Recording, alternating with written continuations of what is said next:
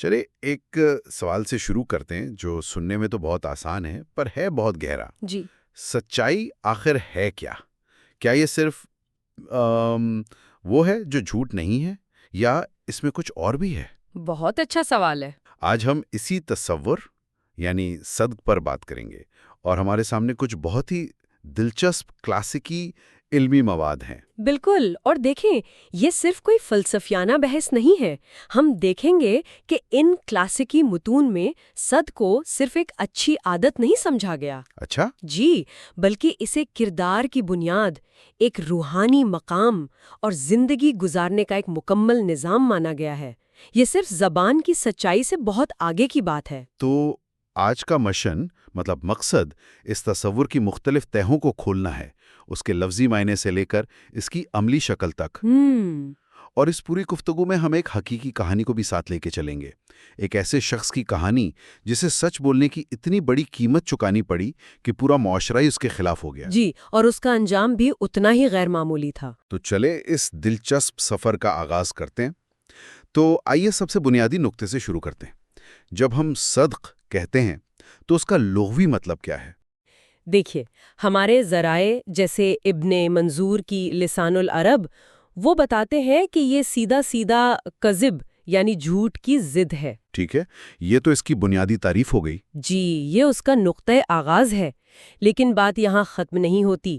ایک بہت بڑے عالم ہیں الراغب الاصفہانی، وہ اس میں ایک ایسی طے شامل کرتی ہیں جو پورا نظریہ بدل دیتی ہے۔ اچھا، 2 شرطیں، یہ تو بہت دلچسپ ہے۔ وہ کیا ہے؟ پہلی شرط تو یہ ہے کہ آپ کی بات حقیقت کے مطابق ہو، یعنی جو آپ کہہ رہے ہیں وہ واقعی ویسا ہی ہو۔ یہ تو ہم سب جانتے ہیں۔ جی۔ لیکن دوسری شرط یہ ہے کہ آپ کی بات آپ کے اندرونی یقین، آپ کے ضمیر کے بھی مطابق ہو۔ واہ! یعنی آپ خود بھی اس بات پر دل سے یقین رکھتے ہوں۔ یہ تو بہت ہی گہری بات ہے۔ مطلب اگر کوئی شخص ایسی بات کہے جو ٹیکنیکلی طور پر سچ ہو لیکن وہ خود اسے جھوٹ سمجھ کر کہہ رہا ہو، بالکل۔ تو الاصفہانی کے مطابق یہ کامل سچائی نہیں ہے۔ جی بالکل نہیں۔ فرض کریں کسی سے پوچھا جائے کہ کیا وہ کوئی کام کرے گا اور وہ کہے جی ہاں، جبکہ اس کے دل میں نیت نہ کرنے کی ہو، اور پھر حالات ایسے بنے کہ وہ کام ہو بھی جائے، تو اگرچہ اس کی بات حقیقت بن گئی، اس کے ضمیر کے مطابق نہیں تھی۔ یہ کامل سچائی نہیں ہے۔ یعنی یہ نیت اور حقیقت کا ملاپ ہے۔ صحیح۔ اس ایک نقطے پر ہی اگر رک کر سوچا جائے تو سچائی کا پورا تصور ہی بدل جاتا ہے۔ یہ صرف حقائق بتانا نہیں ہے بلکہ اپنے آپ سے بھی سچا ہونا ہے۔ جی۔ اچھا، اسی سے جڑی ایک اور دلچسپ تقسیم بھی ہمارے ذرائع میں ملتی ہے جو سچے انسان کے درجات بتاتی ہے، صادق اور صدیق۔ جی۔ ان میں کیا فرق ہے؟ الماوردی نے اس کی شاندار وضاحت کی ہے۔ وہ کہتی ہیں کہ صادق وہ ہے جو اپنی زبان سے سچ بولتا ہے۔ ٹھیک ہے، یہ پہلا درجہ ہے۔ جی، یہ بنیادی درجہ ہے۔ لیکن صدیق وہ ہے جس کی سچائی صرف زبان تک محدود نہ رہے، بلکہ اس کے ہر عمل، ہر فیصلے اور اس کی پوری شخصیت میں رچ بس جائے، اس کا ظاہر اور باطن ایک ہو جائے۔ تو اس کا مطلب یہ ہوا کہ ہر صدیق لازماً صادق ہوتا ہے لیکن ہر صادق صدیق کے درجے پر نہیں ہوتا۔ آپ نے بالکل صحیح سمجھا۔ یہ ایک سفر ہے، ایک مقام ہے، اور اسی لیے اس مقام کی عظمت بھی بہت زیادہ ہوگی۔ بہت زیادہ۔ ابن القیم تو یہاں تک کہتے ہیں کہ صدیقیت کا درجہ نبوت کے فوراً بعد ہے۔ یہ دنیا کا سب سے بلند مرتبہ ہے۔ سبحان اللہ۔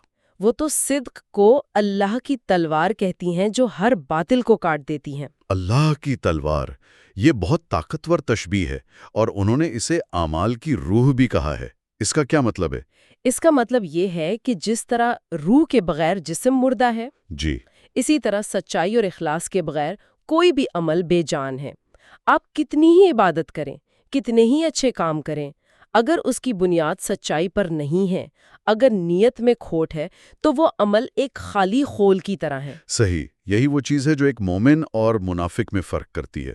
بالکل۔ ابن القیم کا یہ کہنا کہ سچائی اعمال کی روح ہے، واقعی سوچنے پر مجبور کرتا ہے۔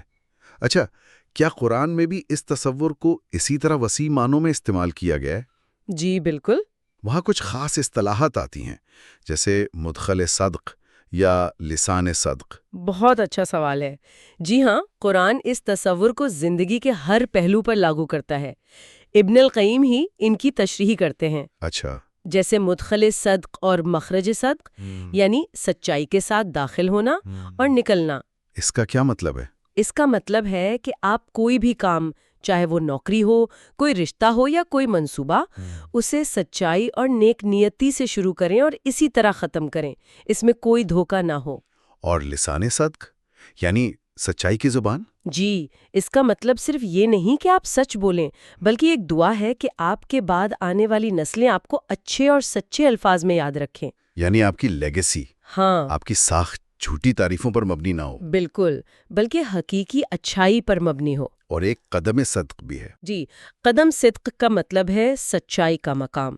اس سے مراد جنت میں وہ بلند مرتبہ ہے جو انسان کو اس کے سچے اعمال کی وجہ سے ملتا ہے۔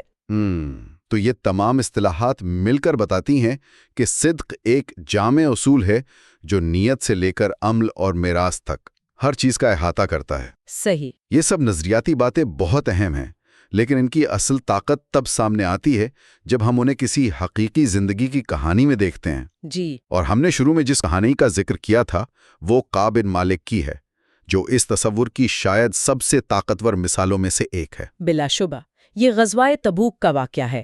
ایک بہت مشکل جنگی مہم تھی اور کعب بن مالک بغیر کسی عذر کے پیچھے رہ گئے۔ یعنی جان بوجھ کر؟ ان کا اپنا بیان ہے کہ وہ جسمانی طور پر بھی فٹ تھے اور مالی طور پر بھی مستحکم، لیکن بس سستی کر گئے۔ اچھا۔ جب نبی اکرم صلی اللہ علیہ وسلم واپس آئے تو منافقین نے جھوٹے بہانے بنا کر معافی لے لی۔ کعب کہتے ہیں کہ میرے دل میں بھی ہزار وسوسے آئے کہ کوئی ہوشیار سا بہانہ بنا لوں اور بچ جاؤں۔ یہ وہ فیصلہ کن لمحہ ہے، وہ کشمکش جو ہم سب کو کبھی نہ کبھی پیش آتی ہے۔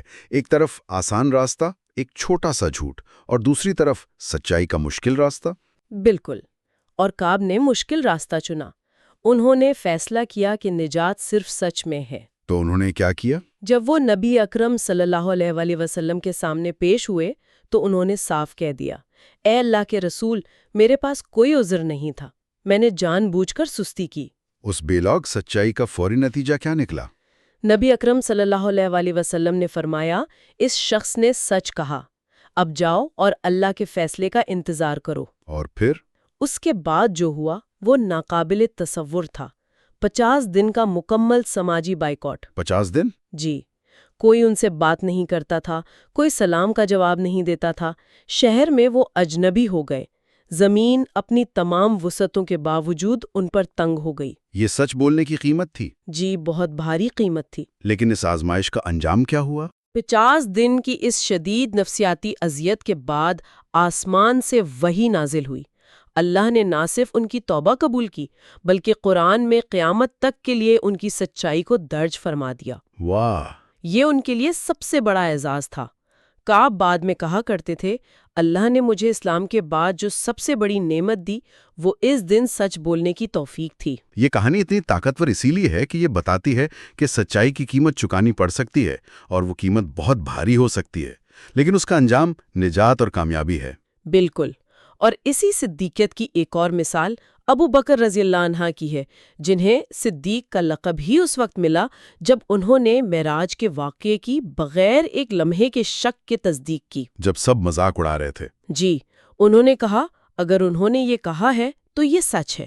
یہ وہ یقین تھا جس نے انہیں صدیق بنایا۔ ان کہانیوں سے یہ تصور بالکل زندہ ہو جاتا ہے۔ اب ذرا اس کے عملی ڈھانچے کو دیکھتے ہیں۔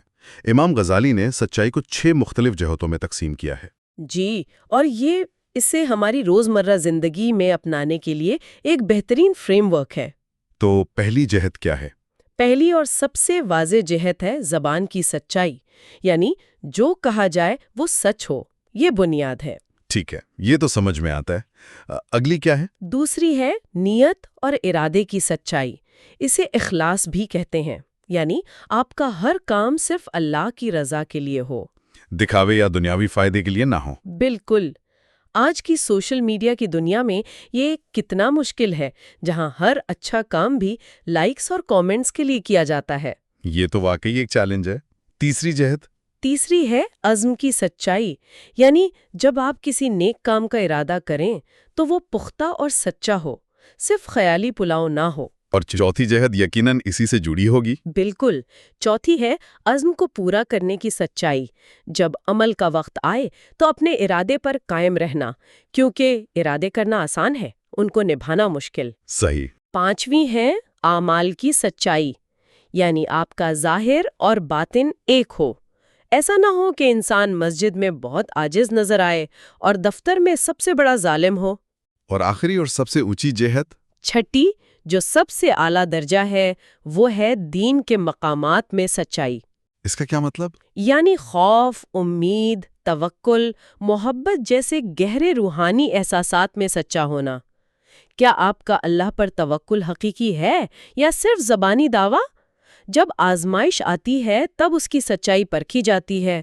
یہ سچائی کی معراج ہے؟ جی، یہ تو ایک مکمل لائف سٹائل گائیڈ ہے۔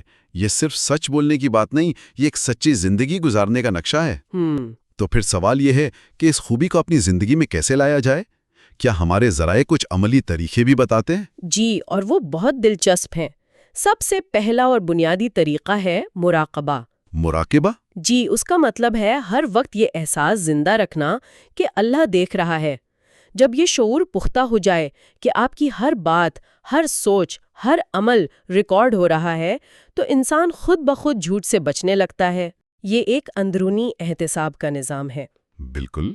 دوسرا طریقہ حیا یعنی شرم کا بتایا گیا ہے۔ اچھا، یہ آج کل شاید تھوڑا عجیب لگے، لیکن اس کی مثال بہت طاقتور ہے۔ ابو سفیان کی مثال، جب وہ ابھی مسلمان نہیں ہوئے تھے اور روم کے بادشاہ ہرکل کے دربار میں تھے۔ جی۔ ہرکل نے ان سے نبی اکرم صلی اللہ علیہ وسلم کے بارے میں کچھ سوالات پوچھے۔ ابو سفیان نے بعد میں خود بتایا کہ میرا دل چاہا کہ میں کوئی جھوٹی بات کہہ دوں، لیکن مجھے اس بات سے شرم آئی کہ میرے ساتھی جا کر لوگوں کو بتائیں گے کہ ابو سفیان نے جھوٹ بولا۔ یعنی اپنی ساخت اور وقار کا خیال بھی انسان کو سچائی پر قائم رکھتا ہے۔ جی، اور تیسرا اور شاید سب سے اہم، سچے لوگوں کی صحبت اختیار کرنا ہے۔ کونوا مع الصادقین۔ بالکل، سچوں کے ساتھ ہو جاؤ۔ ہم جن لوگوں کے ساتھ اٹھتے بیٹھتے ہیں ان کا رنگ ہم پر چڑھتا ہے۔ صحیح۔ اگر آپ کے دوست یار جھوک اور دھوکے کو ہوشیاری سمجھتے ہیں تو آپ بھی ویسے ہی بن جائیں گے۔ اور بچوں کی تربیت کے حوالے سے بھی ایک بہت ہی عملی نکتہ ہے، وہ ایک صحابیہ کا واقعہ۔ جی، عبداللہ بن عامر روایت کرتے ہیں کہ بچپن میں ایک دن میری والدہ نے مجھے بلایا کہ آؤ میں تمہیں کچھ دوں گی۔ اس وقت نبی اکرم صلی اللہ علیہ وسلم ہمارے گھر میں موجود تھے۔ آپ نے میری والدہ سے پوچھا، تم نے اسے کیا دینے کا ارادہ کیا تھا؟ انہوں نے کہا، ایک کھجور۔ اچھا۔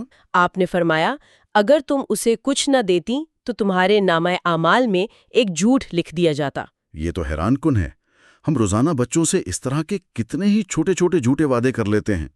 یہ واقعہ بتاتا ہے کہ سچائی کا معیار کتنا بلند ہے۔ بالکل، اور اس کی تربیت بچپن سے ہی شروع ہوتی ہے، کیونکہ بچے وہی سیکھتے ہیں جو وہ دیکھتے ہیں۔ تو آج کی اس پوری گفتگو کا خلاصہ کریں تو یہ بات سامنے آتی ہے کہ صدق صرف زبان سے جھوٹ نہ بولنے کا نام نہیں ہے۔ جی نہیں، بلکہ یہ ایک مکمل کیفیت ہے، ایک اسٹیٹ آف بینگ، جہاں انسان کا باطن، اس کی زبان اور اس کے اعمال ایک دوسرے کے ساتھ مکمل ہم آہنگی میں ہوں۔ جی، یہ کردار کی بنیاد ہے، معاشرتی اعتماد کی ضمانت ہے اور روحانی ترقی کی سیڑھی ہے۔ یہ ایک ایسا راستہ ہے جس پر چلنا مشکل ہو سکتا ہے، جیسا کہ کعب بن مالک کے واقعے سے ظاہر ہے، لیکن اس کی منزل نجات اور کامیابی ہے۔ اگر معاشرے سے سچائی ختم ہو جائے تو اعتماد ختم ہو جاتا ہے، اور اس کے بغیر کوئی بھی انسانی رشتہ، کاروبار یا نظام قائم نہیں رہ سکتا۔ آخر میں سننے والوں کے لیے ایک سوچ چھوڑے جاتے ہیں۔ ایک بہت بڑے صوفی بزرگ الجنید البغدادی کا قول ہے، جسے ہمارے ذرائع نے نقل کیا ہے۔ وہ کہتے ہیں، سچائی کی حقیقت یہ ہے کہ تم ایسی جگہ پر سچ بولو جہاں جھوٹ کے سوا تمہاری نجات کی کوئی صورت نہ ہو۔ اس پر غور کیجیے گا۔